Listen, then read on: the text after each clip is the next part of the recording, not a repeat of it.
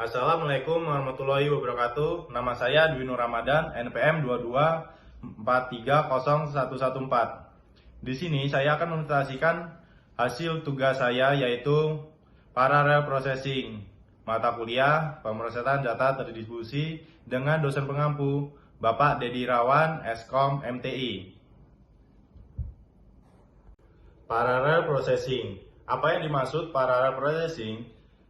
Pemrosesan paralel atau parallel processing adalah penggunaan lebih dari satu CPU untuk menjalankan sebuah program secara simultan.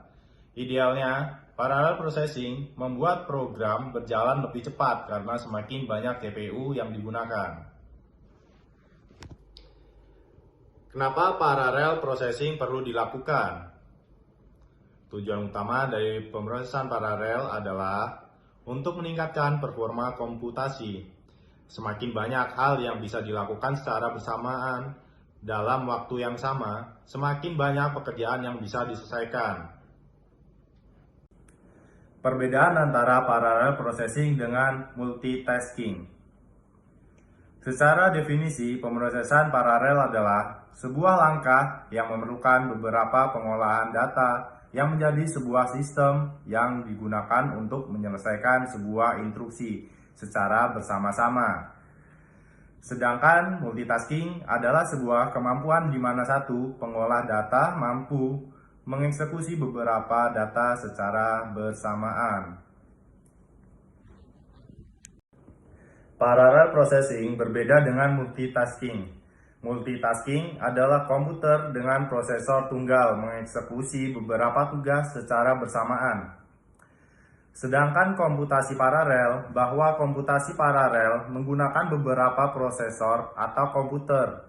Parallel processing disebut juga komputasi paralel. Pada sistem komputasi paralel terdiri dari beberapa unit prosesor dan beberapa unit memori. Ada dua teknik yang berbeda untuk mengakses data di unit memori, yaitu share memory address dan mistake passing. Berdasarkan cara mengorganisasikan memori ini, komputer paralel dibedakan menjadi shared memory parallel machine dan distributed memory parallel machine. Singkatnya, untuk perbedaan antara komputasi tunggal dengan komputasi paralel bisa digambarkan pada gambar di bawah ini.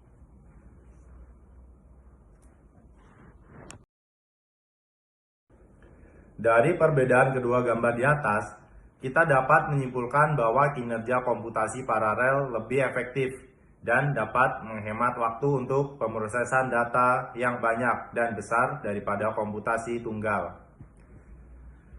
Namun, keefektifan akan hilang ketika kita hanya mengolah data dalam jumlah yang kecil, karena data dengan jumlah kecil atau sedikit lebih efektif jika kita menggunakan komputasi tunggal.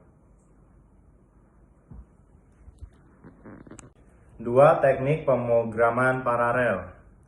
1. Mistake Passing Interface atau MPI.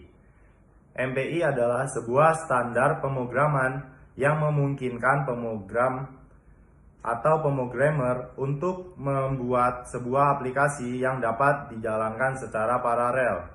Proses yang dijalankan oleh sebuah aplikasi dapat dibagi untuk dikirimkan ke masing-masing compute node, yang kemudian masing-masing compute node tersebut mengolah dan mengembalikan hasilnya ke komputer head node.